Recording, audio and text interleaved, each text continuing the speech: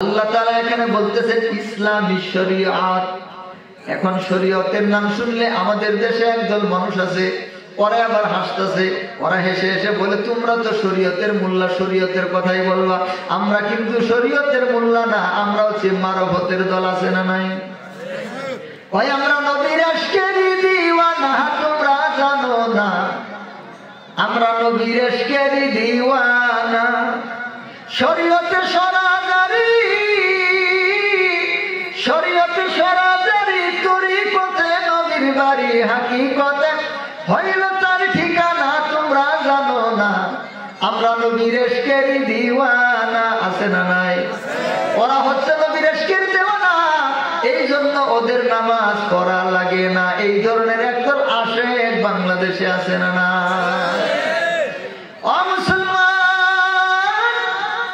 যেই সমস্ত মানুষেরা আল্লাহর দ্বীনের বিধি বিধানকে বাদ দিয়ে তাদের মন মতো তাদের পেট বানানো, তাদের খাহেসাতের অনুসরণ করে, ওই সমস্ত ব্যক্তিরা উলামায়ে কেরামকে গালি দেয়, বলে এরা শুধুমাত্র শরীয়ত পালন করে, এরা মারেফত বুঝে না।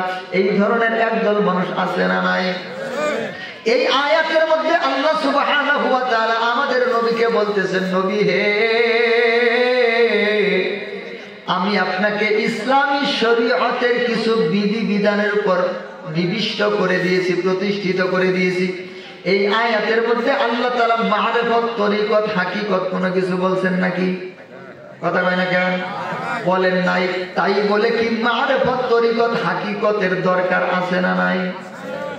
ও মুসলমান, যেমন শরীয়তের দরকার আছে, ওই রকম মারফতের দরকার আছে, ওই রকম হাকিকত, তরিকত সবকিছুরই দরকার আছে। কিন্তু সমস্যা হচ্ছে যে সরিষাতে ভূত তাড়াবো, সরিষাতেই ভূত। কথা কন, যে সরিষায় ভূত তাড়াবো, সরিষাতেই ভূত।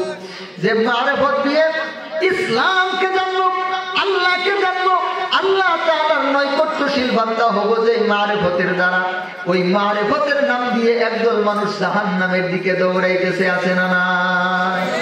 ওরা মারফত কাকে বলে এটা জানে না, ওরা মারফতের অর্থ কি এটাও জানে না, মারফত শব্দের অর্থ কি এটাও তারা জানে না। আছে না নাই? এই যে আগামীকাল যদি যারা মারফত করে শরীয়ত মানে না, এরকম একদল মানুষ আছে না নাই? কই শরীয়ত তোমরা মানো, আমরা মারফত মানি।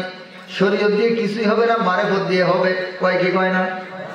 ও মুসলমান, আমার জীবনে একটা বাহাস করছিলাম। বাহাস, এক ভণ্ড পীরের দরবারের মধ্যে এক খাদেম থাকতো। ওই খাদেমের সাথে আমার জীবনের প্রথম একটা ভণ্ডদের সাথে বাহাস হয়েছিল, মসজিদের মধ্যে বাহাস হয়েছিল। এই লোকটা, আমাদের এলাকায় একটা নতুন মসজিদ হইল, আমি তখন মাদ্রাসার ছাত্র। নতুন মসজিদে আমি গিয়ে নামাজ পড়ি, লেখাপড়া করি। বাড়িতে আসলে আমি অধিক সময় মসজিদের মধ্যেই থাকতাম। যখন মাগরিবের সময় হয়, অন্যান্য নামাজের সময় হয়, জোহরের সময় হয়, আসরের সময় হয়, আমি এই দিকে মসজিদের মধ্যে আজান দেই। আর মসজিদের সামনে একটা বাড়ি ছিল, মসজিদ থেকে বাড়ির দূরত্ব হবে মাত্র 10 থেকে 15 হাত। কয় হাত? মাত্র 10 থেকে 15 হাত দূরেই হইল একটা লোকের বাড়ি। ওই বাড়িওয়ালা হচ্ছে খাজা বাবার ভক্ত। ওই খাজা বাবার দরবার থেকে একটা পিচ্চি পাচ্ছি মৌলবী একটা লোক নামে মিয়াজি বলে, মিয়াজি ছিলেন না আপনারা? মিয়াজি বলে, এই মিয়াজি প্রত্যেকদিন ওই বাড়িতে আসে। এসে আমরা যখন জোহরের আজান দেয়, সে তখন বাবার নামের গান গায়। আছে না নাই? একদল নামাজের সময় হয়েছে, আজান হইতেছে, ওরা এদিকে বাবার নামের গান গাইতেছে। আ বাবা, খা বাবা, নে বাবা, ধর বাবা, যা বাবা। আছে না নাই?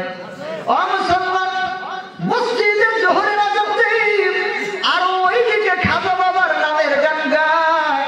মসজিদে আমরা আসরের আজান দেই, আর ও মসজিদের বাড়ির সামনে দরজার মধ্যে বসে এই দিকে হয়ে সে খাজা বাবার গান গায়। মুয়াজ্জিনের সামনে থেকে তার দূরত্ব অতিরিক্ত 50 হাত হবে। এই দূরত্ব থেকে আজানের সময়ও গান বন্ধ করে না, ওই সময়ও গান গায়। এটা ঝামেলা না?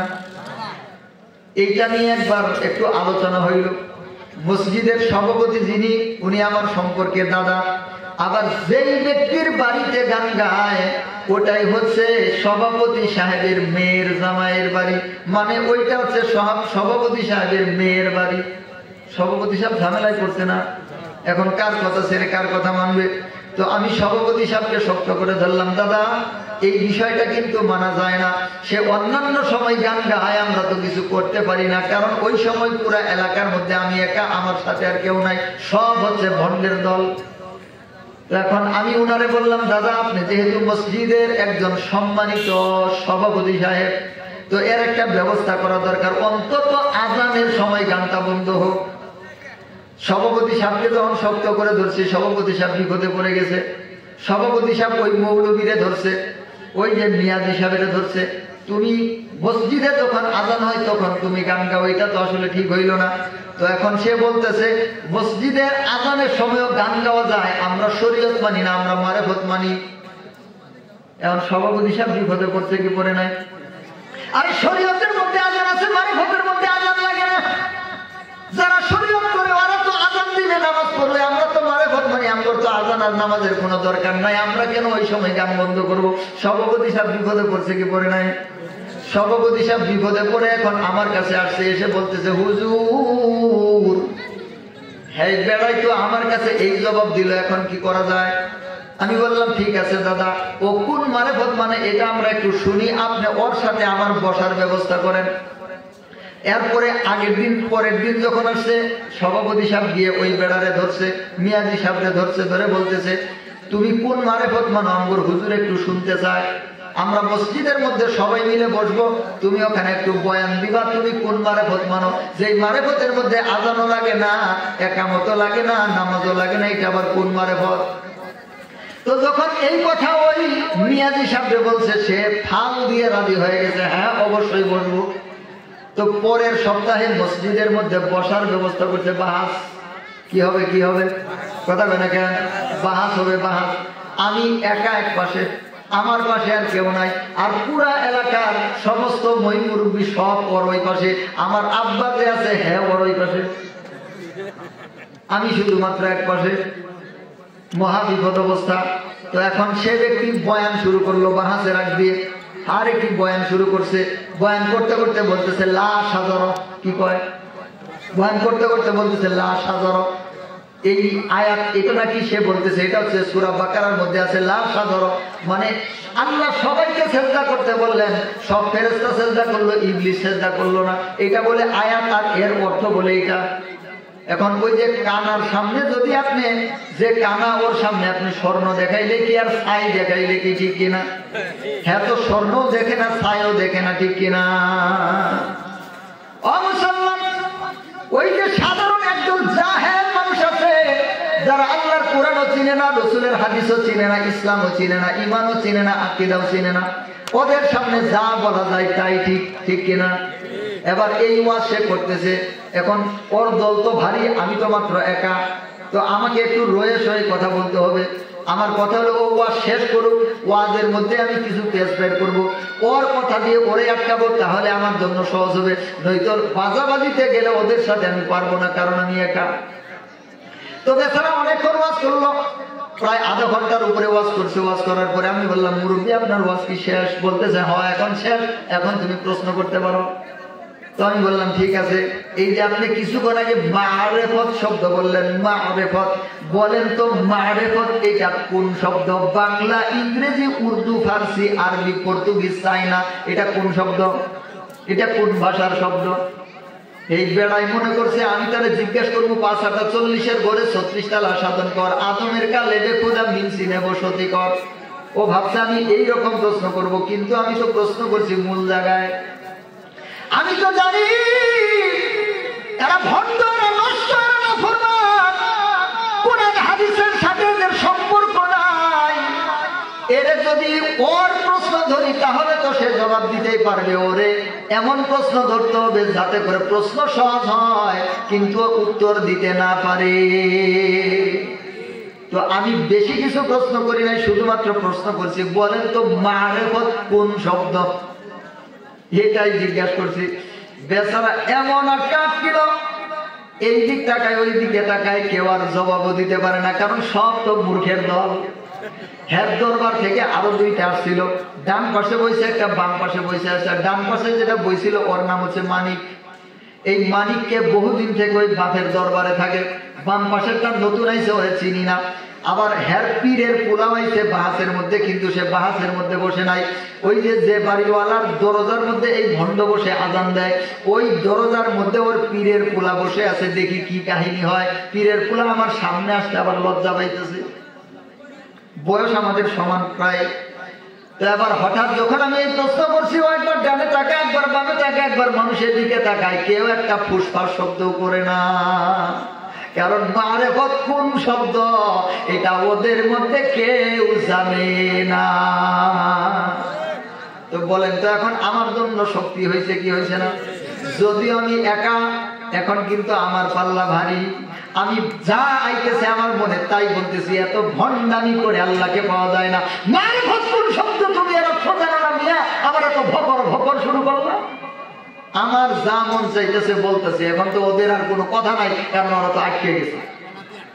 এইভাবে প্রায় 10-15 মিনিট গেছে, আর কোনো জবাব নাই, কোনো আওয়াজ নাই, কোনো শব্দ নাই। একবার এর দিকে তাকায়, একবার এর দিকে তাকায়। এবং একটা কৌশল করলাম মাঝখানে, এই প্রশ্ন থেকে অন্যদিকে নিয়ে যাবে আমারে, কিন্তু আমি খুঁট কাটছি এই জায়গা। আমার কথা হইলো আগে এটার জবাব দিয়ে তারপরে কথা হবে, অন্যদিকে আগে যাবো না। এটা তুই আটকিস তো, এখানে তোরা ধরি। তো বেচারা খুব মুসরামুসরি করলো, কিন্তু আমি ছাড়ি না। যখন ছাড়ি না তখন তার উপায় নাই। বেচারা দেখি শীতের সময়ের মধ্যে ঘেমে যাইতেছে, তো বেচারার চেহারা দিয়ে ঘাম আসতেছে, ঘাম ঘামতেছে। এই সময়ের মধ্যে ওই যে পীরের পোলা যেটা দাঁড়ায় ছিল, এই লোকটা ছিল একদম পিচ্ছি, লম্বায় অতিরিক্ত 3.5 ফুট হবে, এরকম একদম পিচ্ছি একটা লোক ছিল, একদম খেটখেট একটা লোক। পীরের পোলা ওইখান থেকে এসে এই যে কাপতল আছে না, কাপতলের নিচ দিয়ে হাত ঢুকায় দিয়ে নিয়ে গেছে, একদম নিয়ে গেছে। ওই দিন থেকে আজানের সময় আর গান বন্ধ। আলহামদুলিল্লাহ, আজ পর্যন্ত এই গান আর চালু হয় না। কিন্তু বিভিন্ন এলাকার মধ্যে এইরকম একদল মানুষ এখনো আছে না নাই, যারা বলে আমরা শরীয়ত, আমরা মারেফত মানি, আমরা শরীয়ত মানি না। এই আয়াতের মধ্যে তো আল্লাহ তাআলা বলতেছেন, সুম্মা জাআলনাকা আলা শরীআতিন মিনাল আমরি, ওগো আমার নবী, আমি আপনাকে শরীয়তের কিছু নির্দিষ্ট বিধিবিধানের উপর আমি আপনাকে প্রতিষ্ঠিত করে দিয়েছি। ফাত্তাবি'হা, আপনি এই শরীয়তের বিধানের অনুসরণ করেন।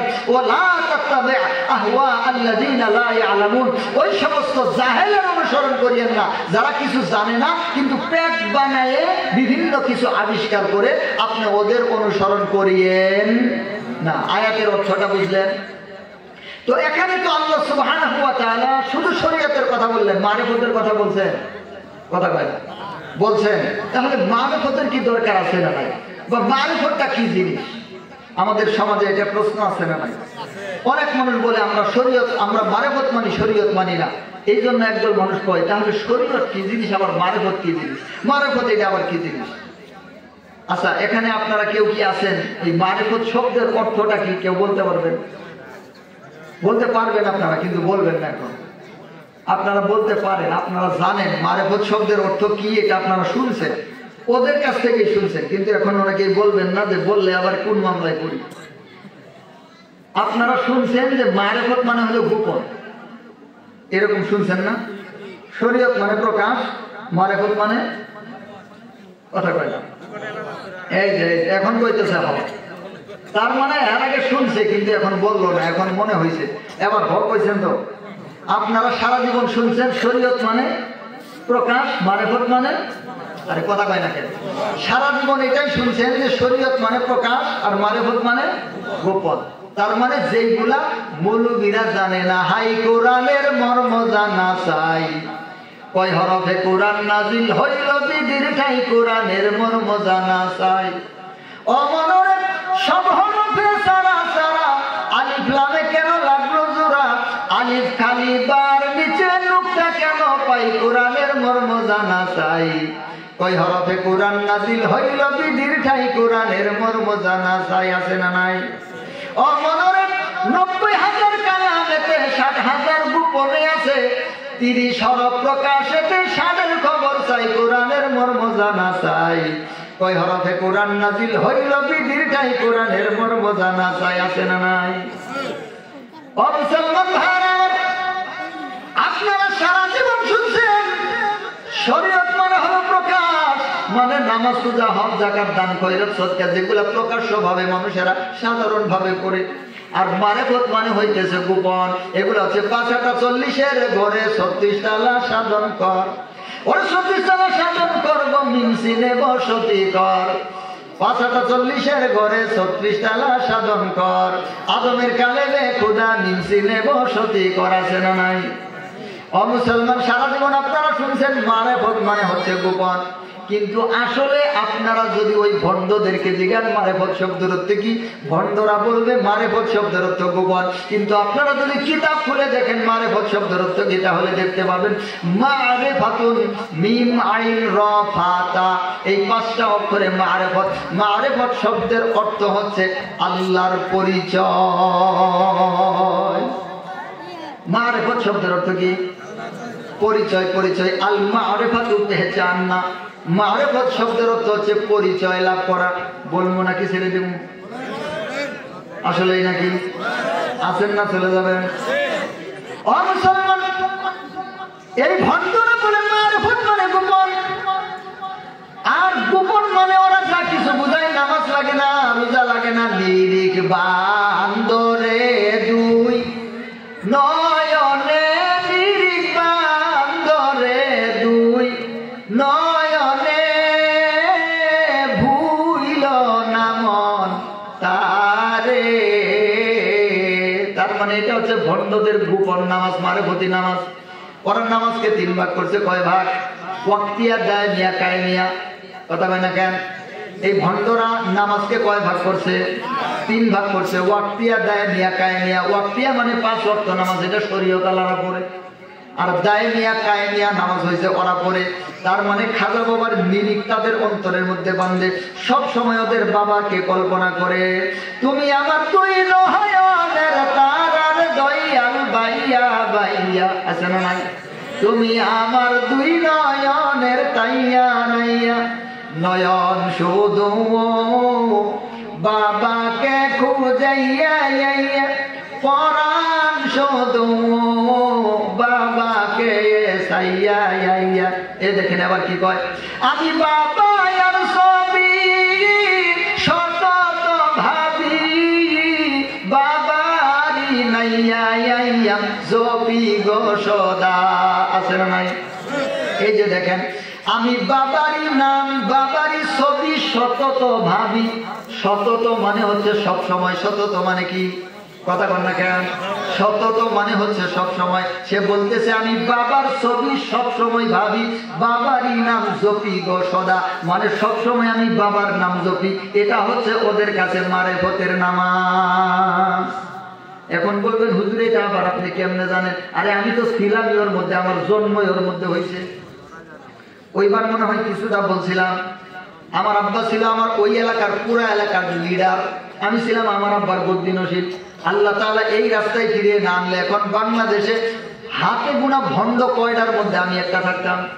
আল্লাহ তাআলা মাফ করেন, আল্লাহ তাআলা ফিরিয়ে এনেছেন।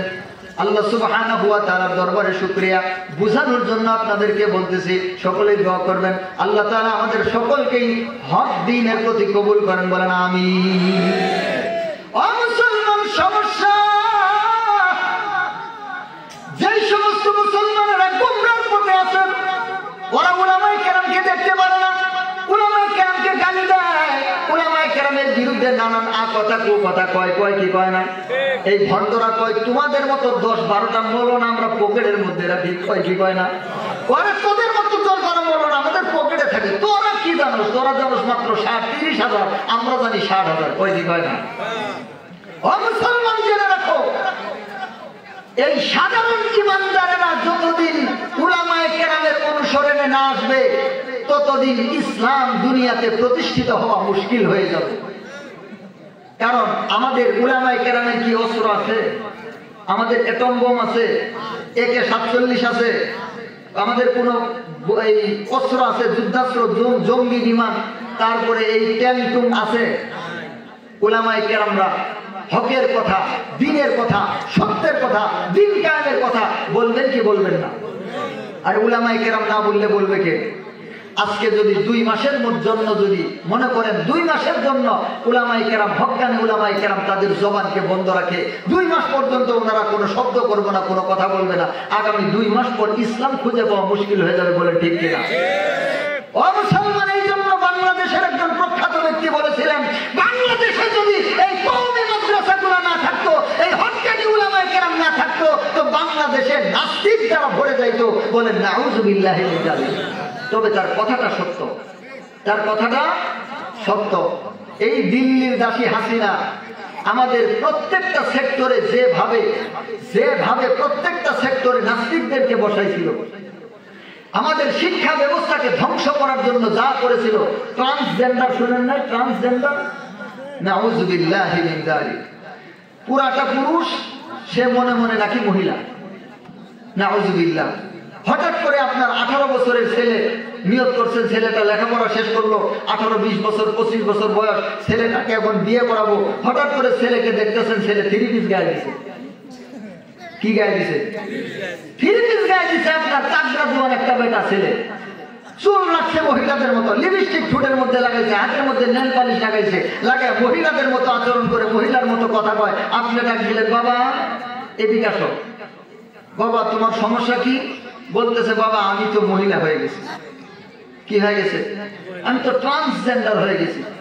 আপনি বললেন, কিরে বাবা এটা কি খায় না মাথায় দেয়? এটা আবার কি জিনিস? ট্রান্সজেন্ডার এটা আবার কি? তো বলতেছে, ট্রান্সজেন্ডার হচ্ছে আমি আসলে পুরুষ, মনে মনে মহিলা।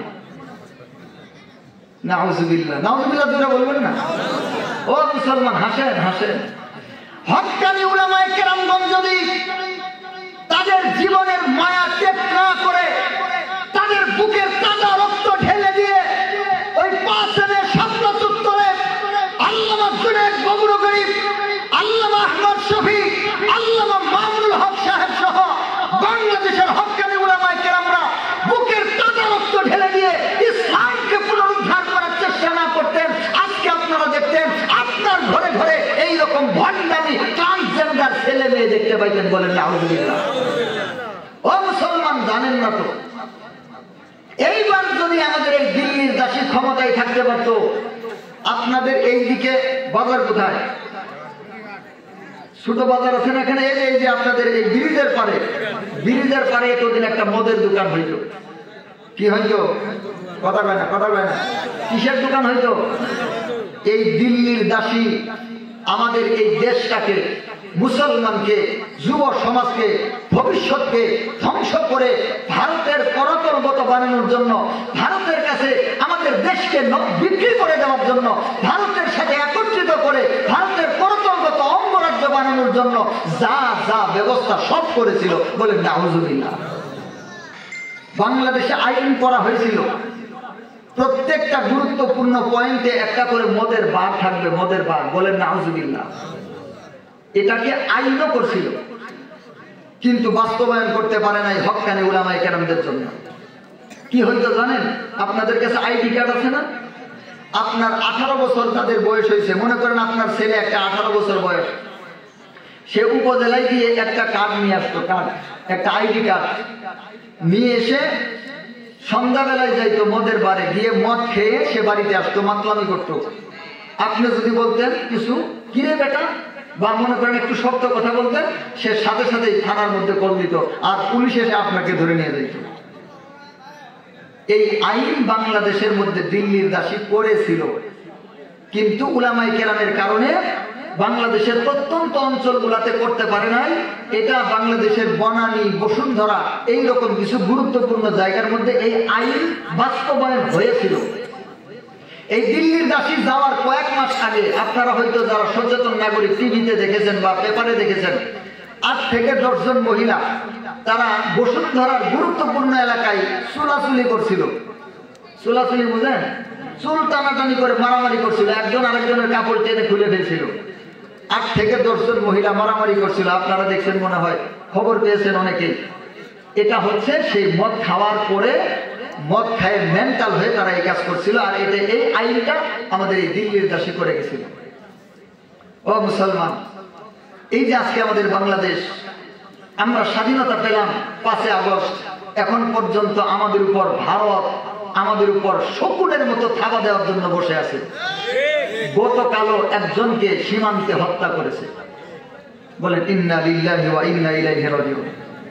ওই ছেলেটার মা কান্না করে বলতেছে, ও সাংবাদিক বাবারা, আমার ছেলেটা এত ভদ্র মানুষ ছিল, এত নম্র মানুষ ছিল, এত ভালো মানুষ ছিল, তোমরা আমার এলাকার মানুষদেরকে জিজ্ঞাসা করো আমার ছেলেটা কত ভালো মানুষ ছিল। তার মা কেঁদে কেঁদে এই কথা বলতেছেন, অথচ আমার ছেলেকে তারা খুন করেছে, হত্যা করেছে। এই দীর্ঘ সময় পর্যন্ত এই ইন্ডিয়া বিভিন্ন সময় আমাদের সীমান্তে মানুষ হত্যা করতো, ঠিক কিনা? এখন পর্যন্ত এটা চলতেছে। এখন পর্যন্ত এই যে গতকাল একজনকে হত্যা করেছে, সে যে কোনো ভাবে আমাদের উপর আগ্রাসী হয়ে আছে, আমাদের বাংলাদেশকে দখল করে নেবে, আমাদের বাংলাদেশকে হস্তগত করে নেবে।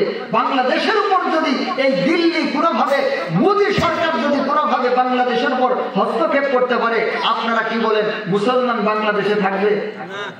এই মসজিদগুলো থাকবে? ওই মানুর বাচ্চারা বলবে এই মসজিদের নিচে শিবলিঙ্গ পাওয়া গেছে। কি পাওয়া গেছে? যেমন আমাদের বাবরি মসজিদটা ভেঙে দিল, কি দিল না? কথা কয় না? বাবরি মসজিদকে কিভাবে ভাঙলো? বললো এই মসজিদের নিচে নাকি শিবলিঙ্গ আছে, এটা নাকি রামের জন্মস্থান। বলেন নাউজুবিল্লাহ। এই কথা বলে আমাদের সেই পুরাতন মসজিদ, আমাদের কলিজার টুকরা বাবরি মসজিদকে তারা ধ্বংস করে আজকে বাবরি মসজিদের উপরে তারা মন্দির বানাইছে। তাওহীদের উপরে তারা শিরককে জমায়ে দিয়েছে। ও মুসলমান, আর কোন দিন সচেতন হবা? আর কোন দিন ঘুমায় থাকবা? আর কতদিন পর্যন্ত ঝিমায় থাকবা? উলামায়ে কেরামের পিছনে ঐক্যবদ্ধ আর কতদিন করে হবা? ধ্বংস হয়ে যাওয়ার পরে এই যে আল্লামা মামুনুল হক হুজুর কয়েকদিন আগে হাসপাতালে গেছিল, আমরা খবর পেলাম হুজুরের কিডনিতে সমস্যা। এই কিডনির সমস্যা এমনিতেই হয়েছে। এই দিল্লির দাসী প্রত্যেকজন উলামায়ে কেরামকে জেলখানার মধ্যেই হত্যা করার জন্য ষড়যন্ত্র করেছিল। অন্তত জেলখানার মধ্যে হত্যা যদি নাও করতে পারত, ওনাদেরকে এমন কিছু চিকিৎসা, এমন কিছু ঔষধ, এমন কিছু ইনজেকশন দিয়েছে, যে ইনজেকশন গুলা ওনারা বের হয়ে আসবে ঠিক, তবে বের হয়ে এসে আর বেশি দিন টিকতে পারবে না, মানুষের সামনে কথা বলতে পারবে না। যেমনটা আপনারা দেখেছেন আল্লামা জুনায়েদ বাবুনগরী হুজুরের বেলায়। হুজুরকে 41 দিনের রিমান্ড দিছিল। বলেন নাউজুবিল্লাহ। হুজুর বলেছেন যে আমাকে মাঝে মাঝে কি যেন বড়ি খাওয়াইতো, কি যেন ইনজেকশন দিত, আমি কিছুদিন পরে দেখি আমার কিডনিতে খুব সমস্যা হয়। আর হুজুর এই কিডনির সমস্যা নিয়ে তার শরীরের মধ্যে এমন কিছু ইনজেক্ট করছিল, হুজুরের শরীরের বিভিন্ন জায়গার মধ্যে ক্ষত হওয়া শুরু হয়েছিল। বলেন নাউজুবিল্লাহ। ও মুসলমান, এশিয়া মহাদেশের মধ্যে প্রখ্যাত মুহাদ্দিস আল্লামা জুনায়েদ বাবুনগরী হুজুর, যাকে সারা এই এশিয়া মহাদেশের মধ্যে এক নামে চিনত, প্রখ্যাত মুহাদ্দিস আল্লামা জুনায়েদ বাবুনগরী হুজুর, আল্লাহ মুজাহিদ বান্দাকে ধরে নিয়ে গিয়ে তাকে কিভাবে একদম নাস্ত নাবুদ করে ছেড়ে দিয়েছিল। ও মুসলমান, এইভাবে এই দিল্লির দাসী সব এঁকেছিল আমাদের দেশের প্রত্যেকজন উলামায়ে কেরামকে এইভাবে ধ্বংস করে দিত। এই যে আমার মতো একটা ছোট মানুষ দেখতেছেন, আমার নামে এখন 2টা মামলা চলতেছে। কয়টা? কথা পায় না কেন? এখনো আমার নামে 2টা মামলা চলমান, এখনো মামলা শেষ হয় নাই। ওই যে ডিজিটাল নিরাপত্তা আইন একটা করছিল না দিল্লির দাসী, এই ডিজিটাল নিরাপত্তা আইনে ময়মনসিংহ 3 বছর থেকে আমি মামলা কাটতেছি। ও মুসলমান, আর কোন দিন সচেতন হবা? আর কোন দিন বুঝবা? আর কোন দিন জাগবা? এই যে উলামায়ে কেরামরা তাদের জীবন দিতে প্রস্তুত, তাদের সব কিছু ছেড়ে উম্মতের জন্য তারা জীবন দিতে প্রস্তুত হয়ে গেছে। এখনো যদি তাদের পিছনে না আসো, এখনো যদি তাদের সাথে স্লোগান না ধরো, এখনো যদি এই ঘন্টার মধ্যে থাকো, কোন দিন তোমরা ইসলাম নিয়ে চলবা? আল্লাহর কাছে গেলে জবাবটা কি দিবা? আল্লাহর কাছে গেলে জবাবটা কি দিবা? তোমার সন্তানকে তুমি হিন্দু বানাইতে চাও? কথা কয় না? যদি আজকে ভারত আমাদের বাংলাদেশকে দখল করতে পারে, আপনার মতো আমার মতো মুসলমানের দাড়ির মধ্যে ধরে হেসরাবে আর বলবে বল জয় শ্রীরাম। বলবে কিনা? বলবে বল জয় শ্রীরাম। আপনারা ভিডিওতে দেখেছেন মুসলমানরা কত শান্তিপ্রিয়, আর ওরা কত উগ্র, কত নরধম, কত পশু। এই পশুগুলা একটা ভিডিও আমি গতকালও দেখলাম। একজন মুসলমান বয়স্ক, মাথার চুল দাড়ি সব পেকে গেছে, তার থুতনির মধ্যে এই দাড়িগুলা ধরে এইভাবে ঝাঁকাইতেছে। বলেন নাউজুবিল্লাহ। ঝাঁকায় ঝাঁকায় বলতেছে বল জয় শ্রীরাম। এক হাত দিয়ে ঝাঁকাইতেছে আর এক হাত দিয়ে ভিডিও করতেছে। ও মুসলমান, কোন মুসলমান কি কোন হিন্দুর সাথে এরকম করবে কোনদিন? আল্লাহ তাআলা বলে দিয়েছেন লা ইকরাহা ফিদ্দীন, দ্বীনের ব্যাপারে কোনো জোর জবরদস্তি নাই, কারণ সত্য মিথ্যা থেকে আলাদা হয়ে গেছে। কোনটা হক কোনটা বাতিল যার মাথার মধ্যে একটা সুস্থ মস্তিষ্ক আছে সে এমনিতেই বুঝতে পারবে, ঠিক কিনা? এবং তারপরে তো আমরা মুসলমানেরা দাওয়াত দিবই, কিন্তু আজকে ওরা যেভাবে আমাদের উপর আগ্রাসন চালাইতেছে, আমরা যদি উলামায়ে কেরামের পিছনে ঐক্যবদ্ধ না হই তাহলে আমাদের নিস্তার হবে না। এই জন্য সমস্ত তন্ত্র মন্ত্র বাদ দিয়ে উলামায়ে কেরাম আছেন যেদিকে, আমরা আছি আল্লামা মামুনুল হক সাহেবরা যেদিন ডাক দিবেন আমরা ইনশাআল্লাহ তাদের সাথে আছি, ঠিক কিনা? মুসলমান ভাইয়েরা আমার, বলতেছিলাম মাঝখান থেকে একটা বিষয় বলে নিলাম যাতে করে আপনাদের জন্য সুবিধা হয়। আমি যে কথাটা বলতেছিলাম মারেফত, মনে আছে? মারেফত শব্দের অর্থটা তাহলে কি? মারেফত শব্দের অর্থ হচ্ছে পরিচয়। আমার সাথে বলেন মারেফত শব্দের অর্থ, আবার বলেন মারেফত শব্দের অর্থ, আবার বলেন মারেফত শব্দের অর্থ পরিচয়। কার পরিচয়? আল্লাহর পরিচয়। ওয়ামা খালাকাতুল জিন্না ওয়াল ইনসা ইল্লা লিয়াবুদুন। একটা আয়াত আছে না নাই? ও মুসলমান ভাইরা আমার, এই আয়াতের মধ্যে আল্লাহ তাআলা ডাকতে বলতেছেন দুনিয়ার মানুষ, আমি জিন এবং মানুষকে সৃষ্টি করেছি আমার ইবাদতের জন্য। আর তাফসীরের কিতাবের মধ্যে ইবাদতের ওই জায়গার মধ্যে লেখছে আই ইয়ারিফুন, অর্থাৎ আল্লাহ তাআলাকে চিনার জন্য, আল্লাহ তাআলাকে বুঝার জন্য, আল্লাহ তাআলাকে জানার জন্য আমি আল্লাহ মানুষ সৃষ্টি করেছি। বলেন সুবহানাল্লাহ। ও মুসলমান, আল্লাহ তাআলা কোরআনের মধ্যে বললেন লিয়াবুদুন, মানে ইবাদতের জন্য। আবার মুফাসসিররা লিখলেন লিয়ারিফুন, মানেটা কি? ও মুসলমান, আগে একটা সূক্ষ্ম কথা বুঝেন, কোন ব্যক্তিকে সম্মান বা অসম্মান দেওয়ার জন্য আগে তাকে চিনতে হয়। একটু সূক্ষ্ম কথা মনোযোগ দিয়ে বুঝতে হবে। ঘুম ধরছে নাকি? ঘুম ধরলে একটু জায়গায় দিয়ে, আমি খুব বেশি সময় নিব না। আমি যে আশা নিয়ে আপনাদের সামনে বইছি এটা হবে না, বুঝতে পারছি। আপনারা বসাইছেন আমারে যে সময়, এই সময় এটা সম্ভব না। তো আল্লাহ তাআলা বললেন লিয়াবুদুন, মুফাসসিরিনে কেরাম লিখলেন লিয়ারিফুন, মানেটা কি? উদ্দেশ্য কি? বিষয় কি?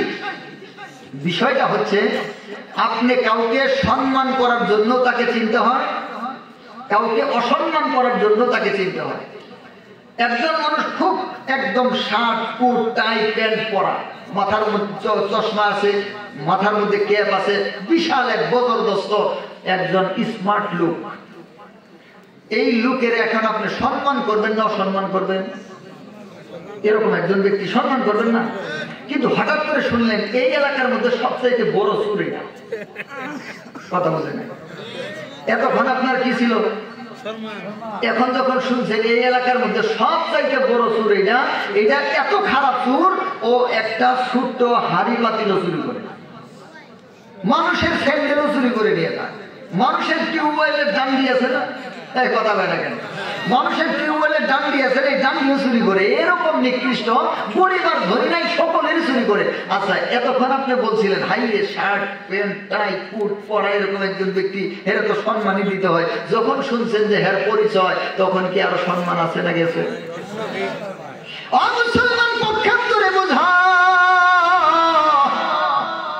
একজন ব্যক্তির মাথার মধ্যেও টুপি নাই, গায়ের মধ্যেও পাঞ্জাবি নাই, মুখের মধ্যে শুধু দাড়িগুলো আছে, দেখে একটু আলেম আলেম মনে হয়, আলেম শ্রেণীর মনে হয়।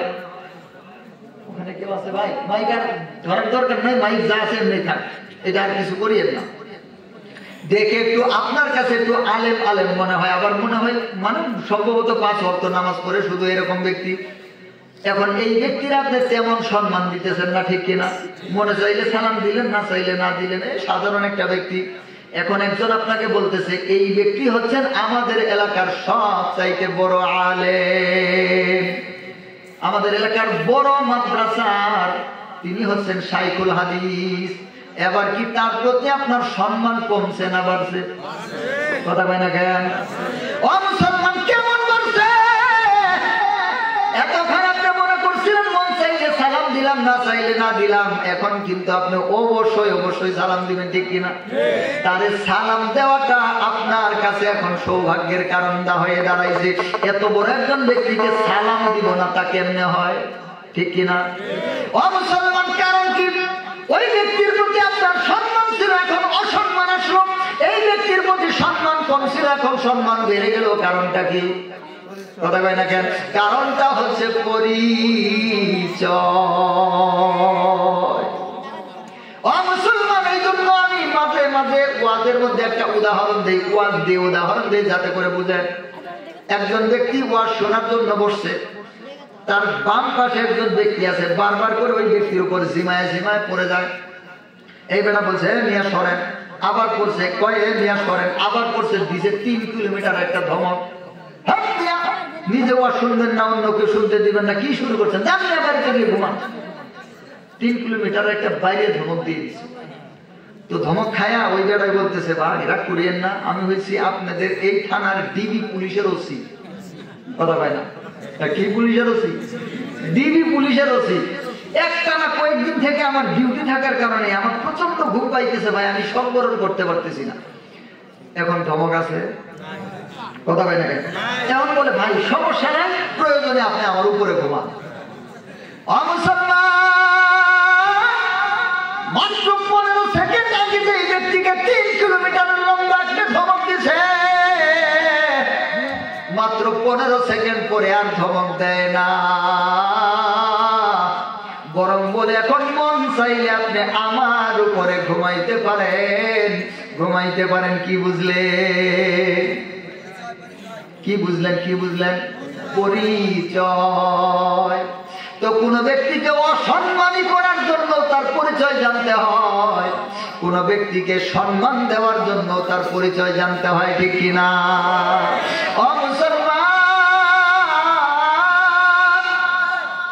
এই জন্য আল্লাহ তাআলা কিতাবের মধ্যে বললেন, ওয়ামা খালাকাতুল জিন্না ওয়াল ইনসা ইল্লা লিয়াবুদুন। মুফাসসিরিনে কেরাম লিখলেন আই ইয়ারিফুন, অর্থাৎ আল্লাহ তাআলাকে চিনার জন্য। ও মুসলমান, কারণ কি? যে ব্যক্তি আল্লাহকে চিনে না, ওই ব্যক্তি আল্লাহ তাআলাকে যথাযোগ্য সম্মান দিয়ে মানতে পারে না।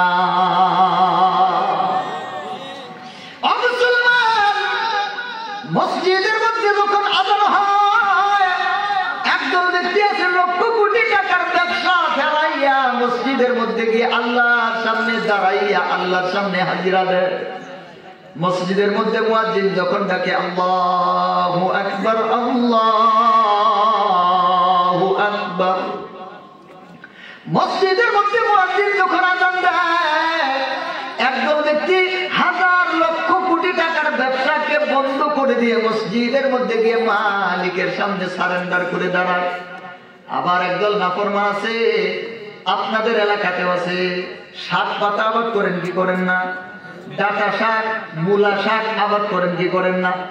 মূলা শাক বিক্রি করার জন্য বাজারে গেছে, সারাদিন বিক্রি করতে করতে 2টা আটি আছে, দাম চাইছে 10 টাকা, একজনে কইছে 8 টাকা, বেজে আছে কয় টাকা? 2 টাকা বেজে আছে। এমন সময় মসজিদ থেকে মুয়াজ্জিন আযান দিয়ে ডাকতেছে আল্লাহু আকবার, আল্লাহু আকবার। এই নাফরমান মাত্র 2টা টাকার জন্য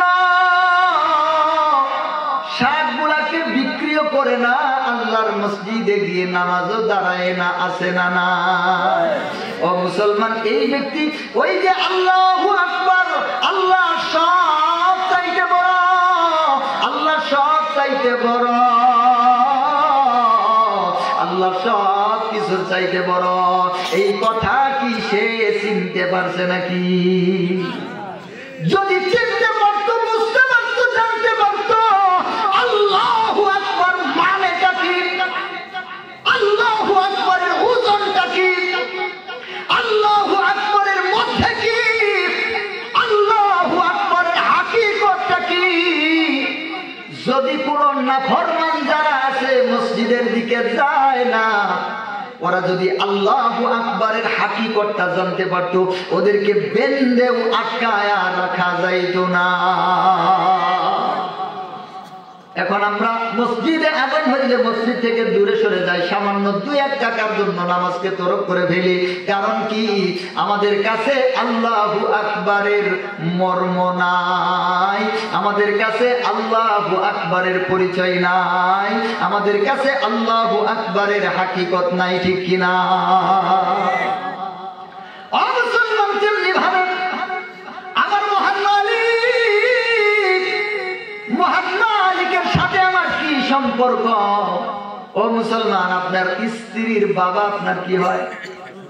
শ্বশুর হয়। আবার আপনার স্ত্রী, আপনার শ্বশুরের মেয়ের যে সন্তান আছে, যে মহিলাটা আপনার বাড়িতে থাকে, এরা আপনার কি হয়? এই যে নিজের পোলা বানো চিনে না, এরা আপনার ছেলে মেয়ে হয়। এগুলা তো আমরা খুব ভালো চিনি। কিন্তু যদি কোনো মুসলমানকে জিজ্ঞাসা করা হয়, ও বাবা বলো তো মহান আল্লাহ তোমার কি হয়, এই প্রশ্ন শুনে হয়রান হয়ে যাবে, কথা ভাই না? হয়রান হয়ে যাবে কিনা? বলবে হুজুর এটা আবার কেমন প্রশ্ন? আল্লাহ আবার কি হয়? আল্লাহ তো আল্লাহ হয়, আল্লাহ আল্লাহ আমরা তার বান্দা, এই কথাই জবাব দিবে। কিন্তু আসলে এই কথাই কি শেষ নাকি? আল্লাহ আল্লাহ আর আমরা তার বান্দা, এই কথাটার হাকিকত যে বুঝে নাই, ওর কাছে আল্লাহর কোনো মূল্য নাই। ওর কাছে নামাকান্দা সবই সমান। মসজিদে আজান দিলে কি আর আজান না দিলে কি, মসজিদে জামাত হইলে কি আর না হইলে কি, কোরআন থাকলে কি আর কোরআন না থাকলে কি, ঠিক কিনা? যে ব্যক্তি আল্লাহ তাআলার সাথে সম্পর্ক হয়ে গেছে, ওই ব্যক্তি দুনিয়ার মধ্যে কামিয়াব হয়ে গেছে। আর আল্লাহর সাথে সম্পর্ক করার জন্য সর্বপ্রথম কাজ হচ্ছে আল্লাহ তাআলাকে চিনতে হবে। এখন আল্লাহ তাআলাকে কেমনে চেনা যায়? আল্লাহ তাআলার পরিচয় কি? কে আমার আল্লাহ? কি আমার আল্লাহ? কি তার ক্ষমতা? কি তার পাওয়ার? কি তার মুহাব্বত? কি তার ভালোবাসা? কি তার মায়া? তার সাথে আমার সম্পর্কটা কি? বলেন সুবহানাল্লাহ। এখন আপনারা দিছেন আমার এমন টাইমে, এখন আমি কোন দিকে যাই বলেন তো? গত বছর আমি আপনাদের সামনে ওয়াজ করে গেলাম, আপনাদের হুশ হইল না যে আমি একটু লম্বা সময় কথা বলি। তারপরও আপনারা আমার দিলেন এমন টাইমে।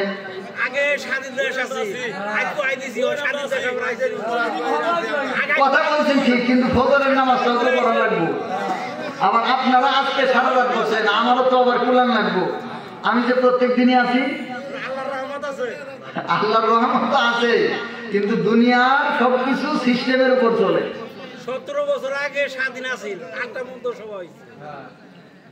এখন আমি আসলে কোন দিক দিয়ে আপনাদের সামনে আলোচনা করবো বুঝতে পারতেছি না। তারপর আমি মোটামুটি একটা অবস্থানের মধ্যে এসে আপনাদের সামনে কথা শেষ করব। কি আল্লাহ? কে আল্লাহ? কি তার পরিচয়? আমার সাথে তার সম্পর্ক কি? আমি তার কি হই? তিনি আমার কে হন? এই পরিচয়টা একটা ব্যাপক একটা বিষয়, ব্যাপক একটা আলোচনা। শুধু আপনাদেরকে সংক্ষেপে আমি এই কথাটা বলবো, মহান মালিক আমার যে আল্লাহ হন, এই আল্লাহ কাকে বলে? আল্লাহ কে? আল্লাহ হওয়ার জন্য তার কতগুলা গুণের দরকার, আল্লাহর জন্য কি কি শোভা পায়, এবং আল্লাহর সাথে বান্দার সম্পর্ক করার জন্য বান্দার সাথে আল্লাহর পরিচয়টা কিভাবে হবে, কয়টা বিষয়ের উপর হবে, এটা একটা ব্যাপক আলোচনার বিষয়। যদি আল্লাহ তাআলা তৌফিক দান করেন অন্য কখনো বলবো। আমি আজকে মোটামুটি ভাবে আমার আয়াতটা তাফসীরটা একটু শেষ করি, এই কথাগুলো একটু শেষ করি, এবং যে বিষয়টা সামনে আনছি এটা না বললে আপনারা আবার বুঝবেন না। এটা মনে রাখেন, আল্লাহর সাথে আমাদের সম্পর্ক কি, আল্লাহ আমার কে হন, আমি আল্লাহর কি হই, এটা মনে রাখেন। অন্য কখনো যদি সময় আসা যায় ইনশাআল্লাহ এই বিষয়ের উপর আলোচনা করবো। আমি বলতেছিলাম মারেফত, মনে আছেনি?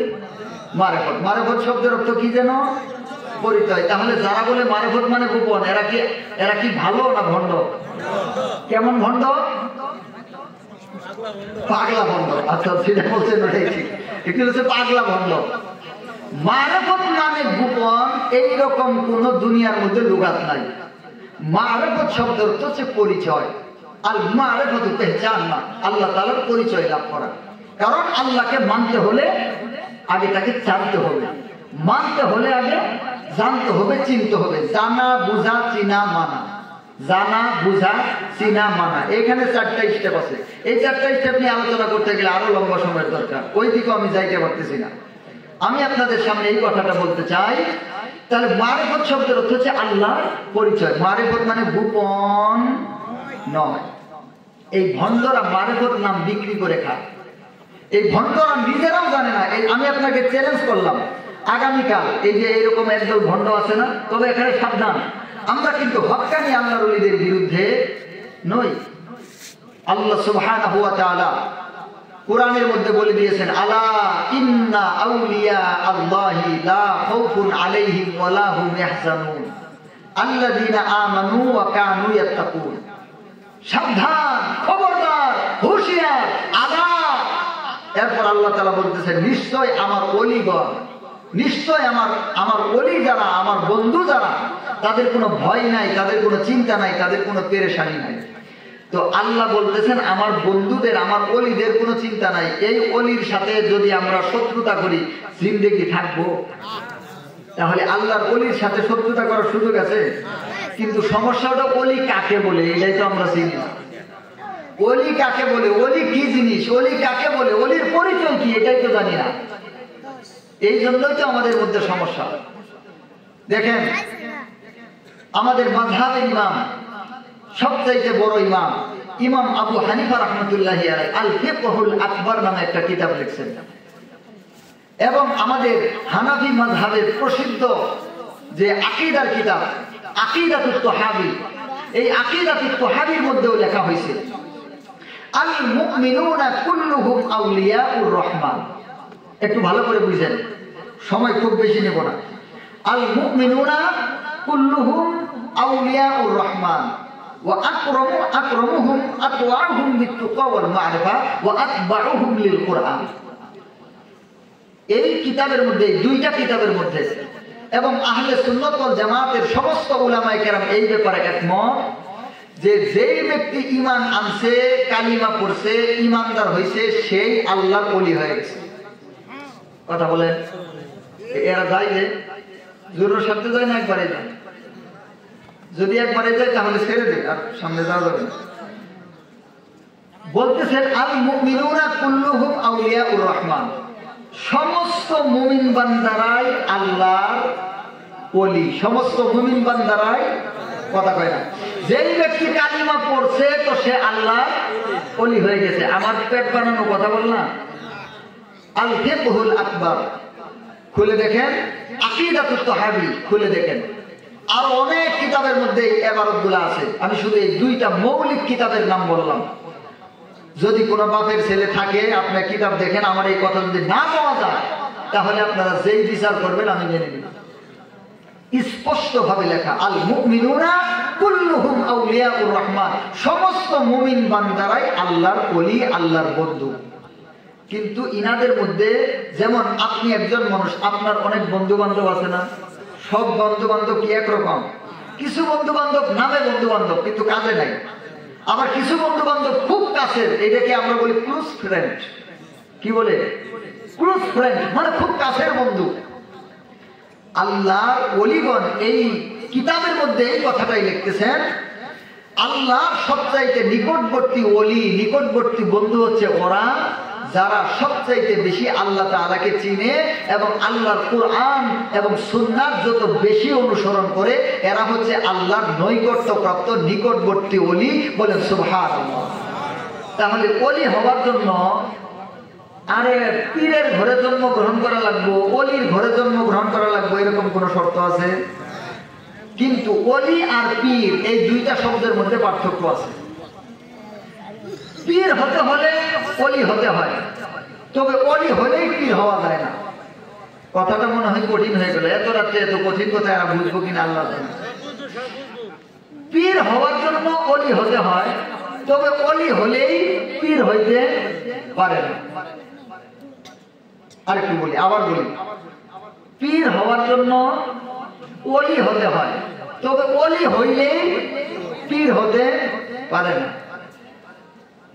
যেমন যেমন সব ডাক্তারই কি অপারেশন করে? অপারেশন করার জন্য ডাক্তার হতে হয়, তবে ডাক্তার হইলে অপারেশন করতে পারে না। বুঝলেন কিনা? অপারেশন করার জন্য ডাক্তার হতে হয়, তবে ডাক্তার হইলেই অপারেশন করতে পারে না। যারা ডাক্তারিত্ব পড়ার পরে অপারেশনের জন্য আলাদা স্টাডি, আলাদা লেখাপড়া, আলাদা পড়াশোনা করে ডিগ্রি অর্জন করছে, ওরাই শুধুমাত্র অপারেশন করতে পারে। ঠিক কিনা?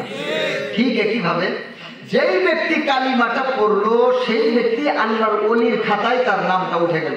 এবার সে রিক্সা চালক হোক, সে সুইপার হোক, সে কৃষক হোক, সে যে কোনো হালাল ইনকামের লোক হোক না কেন, সে কি হয়ে গেছে? এখন আল্লাহর ওলি হয়ে গেছে। তবে পীর হওয়ার জন্য 10টা শর্ত আছে। কয়টা? 10টা। আবার বলেন, আমার সাথে বলেন, পীর হওয়ার জন্য কয়টা শর্ত? পীর হওয়ার জন্য কয়টা শর্ত? এর 1 নম্বর শর্ত হচ্ছে আল্লাহ সুবহানাহু ওয়া তাআলার কোরআনের বিসমিল্লাহ থেকে শুরু করে সূরা নাসের সিন পর্যন্ত পুরা কোরআন শরীফ নিজে বুঝার যোগ্যতা থাকতে হবে, অন্যকে বোঝানোর যোগ্যতা থাকতে হবে। বলেন সুবহানাল্লাহ। 1 নম্বর শর্ত। 2 নম্বর, কুতুবুস সিত্তা, অন্তত মিশকাত শরীফ একটা কিতাব আছে, নাম শুনছেন? এই মিশকাতের শুরু থেকে শেষ পর্যন্ত নিজে বুঝার যোগ্যতা থাকতে হবে, অন্যকে বোঝানোর যোগ্যতা থাকতে হবে। কয়টা গেল? আপাতত এই 2টাই ধরেন, আরো আছে 8টা। এই 2টাই ধরেন। এবার এই 2টা দিয়ে মাপ দিয়ে দেখেন আমাদের বাংলাদেশে কয়টা পীর পাওয়া যায়, আর বাকিগুলা কি পাওয়া যাবে? সব ভণ্ড। সব কি ভণ্ড? আছে না ওই যে খুঁজা মুজা কত কিছু, কত কাই কাহিনী করতেছে। মুড়ির যদি আঘাত পায় লাগে পীরের কলি যায়,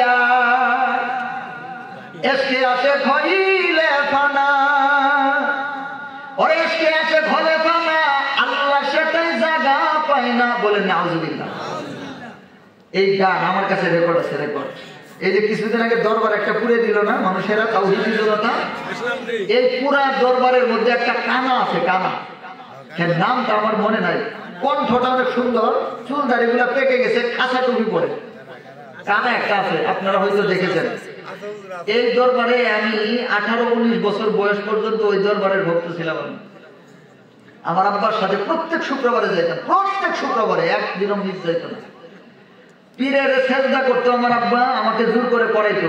পীরের না পাইলে পীরের স্যান্ডেলের উপর আমার আব্বা সেজদা করতো, আমার জোর করে করাইতো। বললেন নাউজুবিল্লাহ।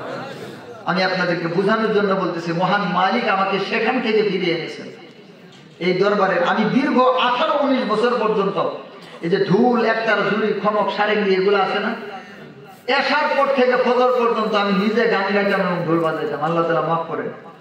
এই যে কাম তত্ত্ব, প্রেম তত্ত্ব, হাকিকত তত্ত্ব, আল্লাহ তত্ত্ব, নবী তত্ত্ব, কোরআন তত্ত্ব, বীর তত্ত্ব, মানব তত্ত্ব, এদের তত্ত্ব মত্ত্ব আছে না, এই সবগুলো আমার ঠুরস্থ আছে, শুধু মুখস্থ না। আপনারা একটা আমার সামনে আনে 2 মিনিটের মধ্যে সাইজ করে ফেলবো। সমস্যা কি জানেন? আমাদের এলাকায় সাধারণ উলামায়ে কেরামরা আছেন। এই সাধারণ উলামায়ে কেরামরা কিন্তু এত কিছু বুঝে না। যখন ওরা উলামায়ে কেরামের সাথে একখানা হয় তখন জিজ্ঞাসা করে, হুজুর জীবনে তো বহু কিতাব পড়ছেন, দেহ কিতাবটা পড়ছেন, তো হুজুর কই কি রে, আসলেই তো আরো কোনো বড় কিতাব থাকতে পারে যেটার নাম দেহ কিতাব। হুজুরে তো আর এই মার্কেসটা বুঝে নাই। বলতেছে আপনার দেহের মধ্যে 3টা নদী আছে, 4টা মুলুক আছে, 7টা মহল আছে, 5-8টা 40-এর ঘরে 36 তালা সাধন কর। ওরে 36 তালা সাধন করব, মিমসিনে বসতি কর, আদমের কালে রে খোদা মিমসিনে বসতি কর। এরকম কিছু কথাবার্তা ওদের মধ্যে আছে। বান্দারাজির ছেলে মরে দেহ করে জানতে চাই, মায়ে যে সেদিন তারা বাপে বুঝে হলো ভাই। আমার সাথে একবার একটার এরকম লাগছিল। এই ঘটনাটা একটু শোনাই আপনাদেরকে। আমি মাদ্রাসায় পড়ি তখন ঝগড়ার, এই যে আপনাদের ঝগড়ার আছে না, এখানে এক লোকের বার্থডে দিয়ে, আমি যে বাড়িতে লজিং থাকি ওর বার্থডে দিয়ে যাওয়া লাগে। তো এখন যখন যাই ওর বার্থডে দিয়ে যাই, ওর ভাতিজার ঘরে আমি খানা খাই, লজিং থাকি। মাদ্রাসায় একবার একটা ফাংশন হয়েছে, মাদ্রাসায় একটা অনুষ্ঠান হয়েছে, সেখানে আমি কিছু ওয়াজ করছি। তো কিছু ওয়াজ তো ভণ্ডদের বিরুদ্ধে গেছে। এখন খবর নিছে যে ছেলেটা ওয়াজ করছে আমার এলাকায়, এই ছেলেটা হচ্ছে আমার ভাস্তের বাড়িতে খানা খায়, এই জন্য সে লাঠি একটা কান্দের নিচে নিয়ে পরের দিন সকালবেলা রাস্তার মধ্যে দাঁড়ায় আছে। তো আমি যখন যাইতেছি, আমি দূর থেকে দেখি কিরে, কোনোদিন এটার সামনে দেখি না, আজকে লাঠি নিয়ে দাঁড়ায় আছে, ব্যাপার কি? তো আস্তে আস্তে গেলাম সামনে, আমার হাতে, আমি আবার সবসময় কিতাব নিয়ে চলাফেরা করতাম। কওমি মাদ্রাসার এটা একটা আদব, এটা খাসলত। এখন হয়তো অনেক মাদ্রাসা এগুলা নাই, আমরা লেখাপড়া করছি, সব সময় আমাদের হাতে কিতাব থাকতো। আমি আমার শ্বশুর বাড়িতে যাইতাম যখন, তা আমি কিতাব পড়তে পড়তে শ্বশুর বাড়িতে যাইতাম। এখন আলহামদুলিল্লাহ কিতাব নিয়ে যাই না, সব সময় আমার ভিতরে একটা লেখাপড়ার একটা অন্যরকম মাত্রা আমি জারি করে রাখছি। এখন অনেক সময় মাথায় একটু ইয়া হয়। আমার শ্বশুর বাড়িতে বিয়ের পরে গেছি, আমি কিতাব পড়তে পড়তে গেছি, কিতাব পড়তে পড়তে আসছি।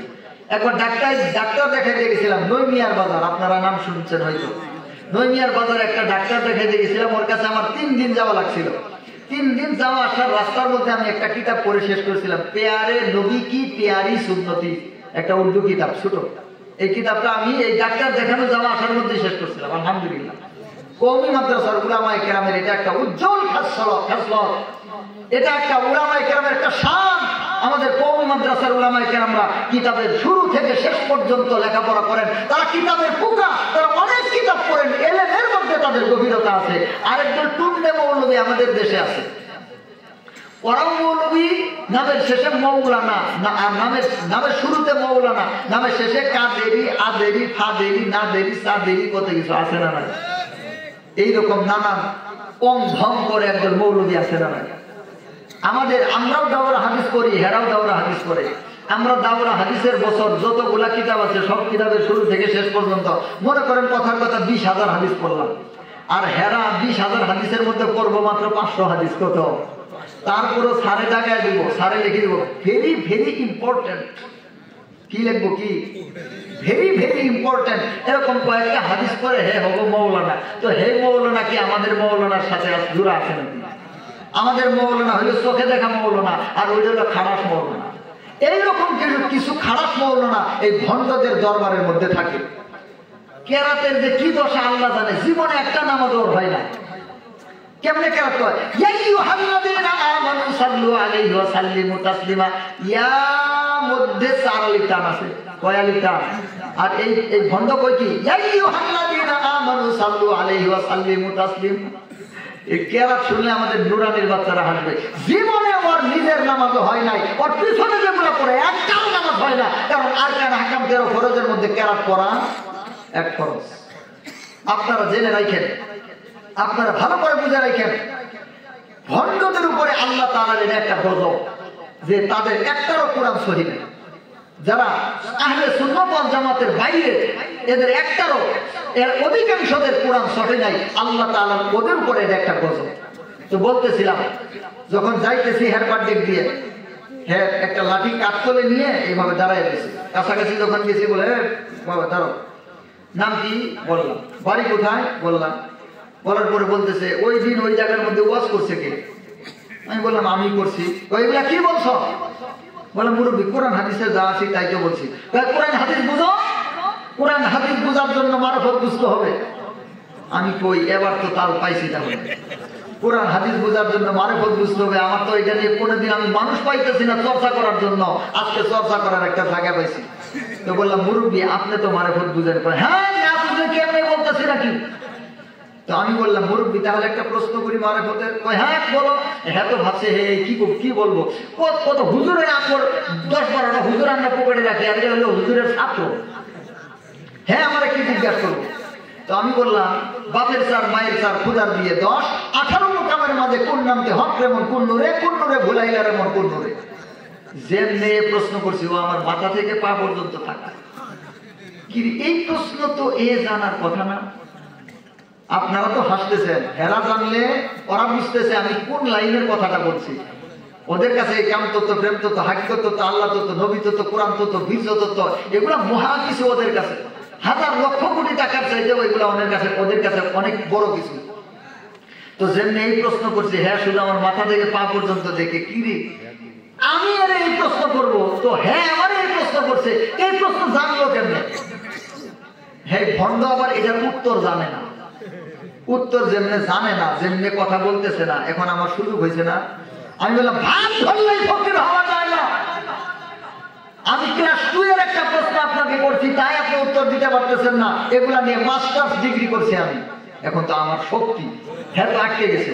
ইতোমধ্যে এর কিছু ভক্তবৃন্দ এসে জড়ো হয়ে গেছে। পুরো এলাকা ভক্ত, বড় বড় ঢুল আছে না, এই বড় বড় ঢুল বাজায়। হ্যাঁ পুরা 2টা ঢুলি এইরকম। হে যখন আঁকতেছে আমার মাথা উঁচু হের মাথা নিচু, সবাই এসে একবার ওর মাথায় চায় একবার আমার মাথায় চায়। কিরে মাথা তো নিচু হওয়ার কথা হুজুরের, আর এর মাথা উঁচু থাকা দরকার, কিন্তু কাজ হয়েছে কি উল্টা। তো সবাই এসে হের দিকে একবার তাকায় আমার দিকে একবার তাকায়। আমি কই আগে দেখো কেরা, ভালো করে দেখো ওদের বিয়ে দিন আজকে কি দরকার। তো এরপরে বললাম মুরব্বী এটা তো মাত্র জিজ্ঞাসা করছি আপনাকে এই ক্লাস 2 এর একটা পড়া, মাস্টার্সের একটা প্রশ্ন আপনাকে করবো। হ্যাঁ তো আর কিছু কয় না, ইতিমধ্যে জানা আছে আর হ্যাঁ কোন দেখি কোন।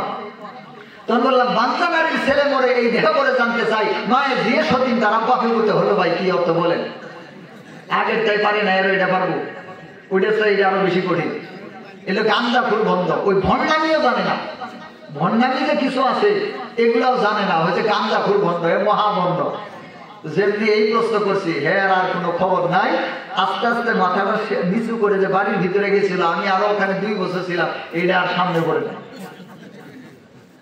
তো এইরকম ভাবে আমাদের সাধারণ উলামায়ে কেরাম যারা আছেন ওনারা তো এগুলোর অর্থ জানে না, এগুলার বিশ্লেষণ ব্যাখ্যা এগুলার মানে কি এগুলাও জানে না। তখন সাধারণ উলামায়ে কেরামরা ওদেরকে এড়িয়ে চলে, ওদেরকে যখন এড়িয়ে চলে তখন ওরা সুযোগ পায়, তখন ওরা সুযোগ পায় সাধারণ মানুষকে বলে দেখো তোমার হুজুর আমার সাথে পারে না, আমার সাথে বসে না। তো এইভাবে ওরা একটা সুযোগ নেয়। এই যে আমার নামের শেষে আপনারা একটা বিষয় দেখছেন, মুফতি সাইফুল ইসলাম খান সাহেব পরিচালক দাওয়াতুত তাওহীদ বাংলাদেশ। আমাদের বাংলাদেশে মাওলানা জুবায়ের সাহেব হুজুর সহ উলামায়ে কেরামদের দৃষ্টি আকর্ষণ করতেছে, একটু শুনেন। মাওলানা জুবায়ের সাহেবের নাম তো শুনছেন আপনারা। মাওলানা জুবায়ের সাহেব হিন্দু বৌদ্ধ খ্রিস্টান বিভিন্ন ধর্ম নিয়ে কাজ করেন, এবং যে সমস্ত মুসলমানেরা খ্রিস্টান হয়ে যায় বা অন্য কিছু হয়ে যায় তাদেরকে নিয়ে তিনি ফিরানোর জন্য কাজ করেন। কিন্তু এই যে বাংলাদেশে এক মহা সংখ্যা এই ভণ্ডরা আছে, আছে না নাই? এই আটরশি, দেওয়ানবাগি, চন্দ্রপুরী, ওই মুর্শিদপুরী, তারপরে যে শম্ভুগঞ্জে এনাজপুরি নামে কতটি আছে না, এগুলার ভিতরে অধিকাংশই এগুলার ভিতরে এই সমস্ত ভণ্ডামি আছে, এদের মৌলবীরা এই সমস্ত ভণ্ডামি করে। তো আমি চাইতেছিলাম যেহেতু আমার জন্ম এর মধ্যে এবং এর সব আগা গুড়া সামনে পিছনে ডাইনে ভাবে যা আছে সব আমার মুখস্থ আছে আলহামদুলিল্লাহ। তো আমি সাধারণ উলামায়ে কেরামদেরকে নিয়ে এই দাওয়াতুত তাওহীদ বাংলাদেশের মাধ্যমে পুরা বাংলাদেশের প্রত্যন্ত অঞ্চল, জেলা শহর, থানা শহর, ইউনিয়ন পর্যায় পর্যন্ত উলামায়ে কেরাম নিয়ে একটা সংগঠনের মাধ্যমে করে, এটার মাধ্যমে উলামায়ে কেরামকে এগুলোর উপর আলাদা প্রশিক্ষণ দিব ইনশাআল্লাহ, যাতে করে ওরা কি বলে, ওরা কি বুঝায়, ওদের কি কথা, এগুলার মানে কি, এবং এগুলো আসলে ইসলামে আছে না নাই, এ থাকলে এগুলার অবস্থান কি, আর না থাকলে এগুলা পাইলো কোথা থেকে, আসলো কোথা থেকে, এটা কিন্তু অনেকেরই প্রশ্ন। এই যে আমি যেহেতু বললাম আপনারা তো বলতে পারেন হুজুর তাহলে এগুলার মানে কি এবং এগুলা কি, এগুলা কই থেকে আসছে, বলবে কি বলবে না, এগুলা তাহলে আসলো কোথা থেকে। তো ইনশাআল্লাহ আমি উলামায়ে কেরামকে নিয়ে এবং সচেতন মানুষ যারা, ইমানদার যারা আছেন তাদেরকে নিয়ে এই দাওয়াতুত তাওহীদ বাংলাদেশের মাধ্যমে আপনাদের এই সাধারণ উলামায়ে কেরাম এবং জনতা যারা তাওহীদি জনতা আছে তাদেরকে এর উপর আলাদা একটা প্রশিক্ষণের মতো কাজ করবো ইনশাআল্লাহ, যাতে করে বাংলাদেশের প্রত্যন্ত অঞ্চল পর্যন্ত মানুষেরা এই ভণ্ডদের মুখোশগুলা উন্মোচন হয়ে যায়, সবাই যেন এদেরকে চিনতে পারে। এইভাবে ইনশাআল্লাহ একটা নিয়ত আমি করেছি।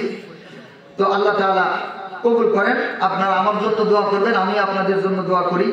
আসলে আমি যে আলোচনাটা আপনাদের সামনে করার জন্য নিয়ত করছিলাম এটা আসলে পুরোপুরি করাটা সম্ভব না।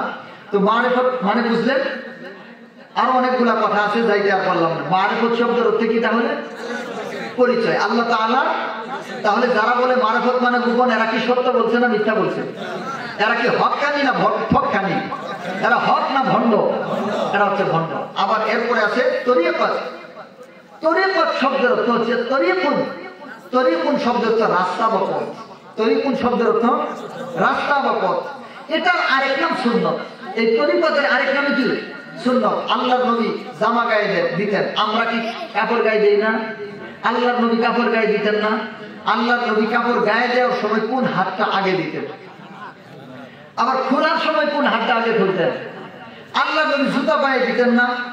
কোন জুতাটা আগে পায়ে দিতেন, খোলার সময় কোনটা আগে খুলতেন? আল্লাহর নবী তার স্ত্রীদেরকে ব্যবহার করতেন না? সেই পদ্ধতিটা কি ছিল? আল্লাহর নবী মসজিদে প্রবেশ করতেন না, বের হতেন না, ইস্তেঞ্জায় যাইতেন, ইস্তেঞ্জা থেকে আসতেন। সমস্ত উম্মতের সাথে আল্লাহর নবীর ব্যবহার, আচার আচরণ, এগুলাকে কি বলা হয়? সুন্নাত। এই সুন্নতেরই আরেক নাম হচ্ছে তরিকত। বুঝে নাই? সুন্নতেরই আরেক নাম কি? তরিকত মানে বাবার পাও ধরে এই সমস্ত চাড়াচাড়ি না।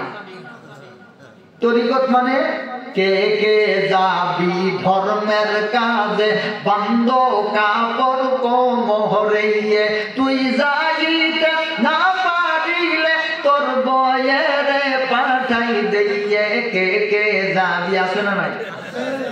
তরিকত মানে এই সমস্ত নষ্টামি, ভ্রষ্টামি, ভণ্ডামি নয়। পীরকে সেজদা করা, পীরকে কদম মুসি করতে থাকা, আর পীরের নামে এই সমস্ত টাকা পয়সা তুইলে তুইলে তারপরে বাবার নামে শুধুমাত্র বিভিন্ন কথা, কুকথা, ভণ্ড কথাবার্তা।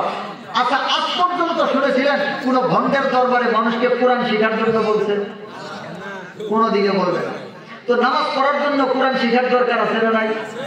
অন্তত 4টা সূরা যদি সহিহ করে না পড়তে পারে নামাজ হবে?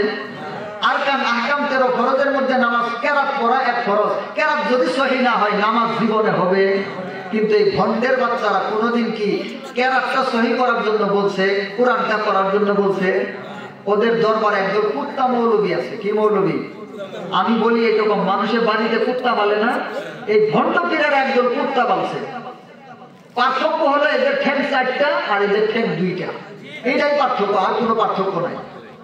এই কুত্তা মৌলবীগুলা ওর বাবার কাছ থেকে মোটা অঙ্কের টাকা পায়, আর নানান আকতা কুকথা মুখস্থ করে রাখছে। কই অমুক এলাকার এক জাকির ভাই বিয়ে করছে, 10 বছর থেকে পোলাপান হয় না। বাবার কাছে আইছে, বাবা একটা পোলা দিয়ে দিছে। এরে আমার কাছে এগুলো রেকর্ড আছে, রেকর্ড বুঝেই বলতেছি না। কই অমুক এলাকার মধ্যে অনেক পাগলা মারা গেছে, বাবা না বড় দুঃখের সাথে বসে আছে। বাবা গো, পাগলার কবরের মধ্যে যেন কি হয়। এবার বাবাজান বলতেছেন, যখন আমি তার কবরের মধ্যে গেলাম, গিয়ে দেখি আমগর খাজা বাবা কবরের মধ্যে এসে গেছে।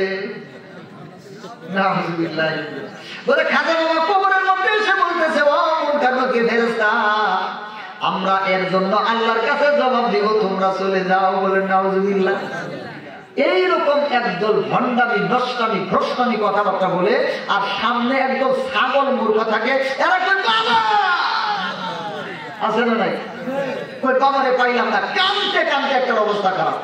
কেন কান্দে, কিসের জন্য কান্দে, এটা জিজ্ঞাসা করলে বলতে পারবো না। মাথার মধ্যে একটা টুপি নাই। হাজার হাজার মানুষ গেছে, কয়জনের মাথায় টুপি থাকে? একদম দাড়ি পাকতে পাকতে পাকতে পাকতে খুঁড়া শুদ্ধা পেকে গেছে, ওইটারও শেষে। মসজিদের জীবনেও যায় না, রোজা নাই, নামাজ নাই, আল্লাহ নাই, রসুল নাই, পাখি নাই, পবিত্রতা নাই, জীবনে কোনোদিন ঢিলা নাই না। বুড়া হয়ে গেছে, বুড়া, চামড়া টামড়া ঢিল হয়ে গেছে। খাজা বাবার নামে গান গায়, কিন্তু কোনোদিন মসজিদে যায় না। পবিত্রতার জন্য একটা টিস্যু পকেটে রাখবো, ঢিলা ব্যবহার করবো, এইটুকুও নাই।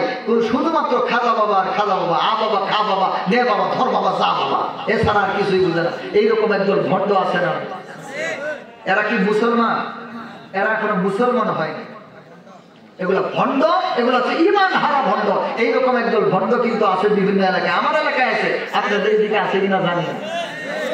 রাগ করলেন নাকি? আমি একটা কথা ভুল বলছি, প্রমাণ ছাড়া বলছি।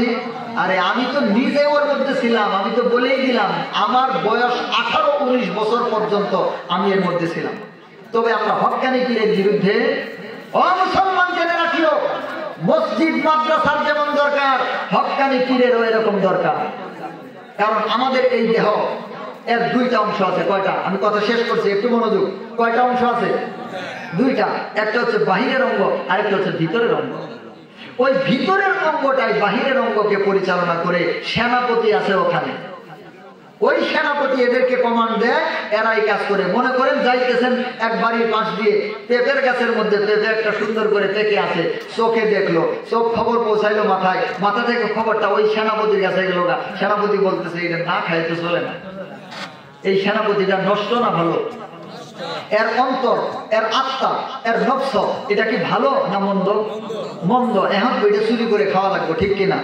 আর যার নফস সুন্দর সে ওইটা যখন দেখছে, সব খবর পাঠিয়েছে ব্রেনের মধ্যে, ব্রেন যখন নফসের মধ্যে খবর পাঠিয়েছে, নফস বলতেছে সুবহানাল্লাহ, মাশাআল্লাহ, আল্লাহ তাআলা তার বান্দাকে কত সুন্দর একটা ফল দিয়েছেন। কিন্তু যার নফসটা খারাপ, হ্যাঁ কি বলবে? ওইটা আগে খায়। মনে করেন রাত্রের 12টা বাজে, মহা এক মরুভূমি, আশেপাশে 8-10 কিলোমিটারের মধ্যে কোনো বাড়ি ঘর নাই, কোনো মানুষজন নাই। ওই জায়গা দিয়ে আপনি হেঁটে যাচ্ছেন, হঠাৎ করে একটা সুন্দরী মহিলা আপনার সামনে, যে কোনো কারণবশত সে একটা অ্যাক্সিডেন্টের মধ্যে পড়ে এখানে এসে উপস্থিত। যদি নফস খারাপ হয় সে কি করবে? আর যদি নফস ভালো হয়, সে তার নিজের মায়ের মতো করে মহিলাটাকে প্রোটেকশন দিবে। নিজের মাকে যে নজরে দেখছে, ওই মহিলার সাথে নিজের মাকে যেভাবে প্রোটেকশন দিবে, তার মা যদি আজকে এখানে থাকতো, তার মাকে যেভাবে সম্মান দিয়েছে, তার নিরাপদে রাখতো, ওই মহিলাকে ওই রকম নিরাপদে রাখবে। বলেন ঠিক কিনা? কিন্তু নফস যদি খারাপ হয়, তার সাথে জোর জবরদস্তি করে কি করবে এটা আপনারা জানেন। ও মুসলমান, বলতেছিলাম মানুষের অংশ দুইটা, একটা হচ্ছে বাইরের অংশ, জ্বর, জারি, কফ, কাশ, এগুলা সব বাইরের অংশে হয়। ভিতরে আরেকটা অংশ আছে, এখানে 40 প্রকার রোগ হয়। কত? রিয়া, সুমা, বুকস, কিবির, 40 প্রকার রোগ হয়। এই 40 প্রকার রোগ থেকে নিজের নফসকে বাঁচাইতে হয়। এটাকেই বলা হয় তাজকিয়া। আল্লাহ তাআলা কোরআনের মধ্যে বলেন, ক্বাদ আফলাহা মান তাযাক্কা। ওই ব্যক্তি সফল হলো যে নিজেকে পরিশুদ্ধ করলো। এই 40 প্রকার রূপ থেকে নিজেকে পরিশুদ্ধ করলে সেই ব্যক্তি খাঁটি মানুষে পরিণত হলো।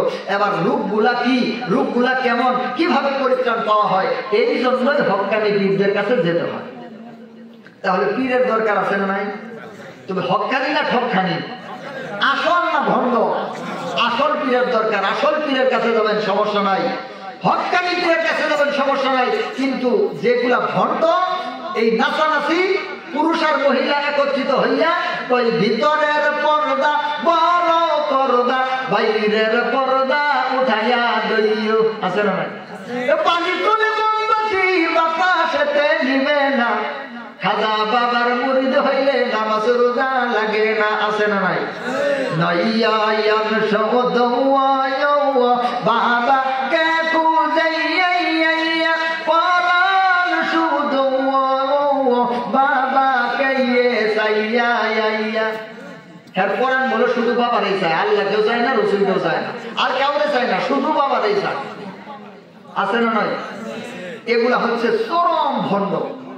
নামাজ নাই, আল্লাহ নাই, রসুল নাই, কোরআনের শিক্ষা নাই, কোরআনের তেলাওয়াত নাই, কালিমাটা পর্যন্ত শুদ্ধ করে বলতে পারে না, বিসমিল্লাহটা বলতে বললে ঠ্যাং ভাঙ্গে দাঁত সহ পেশ লেগে যাবো গা।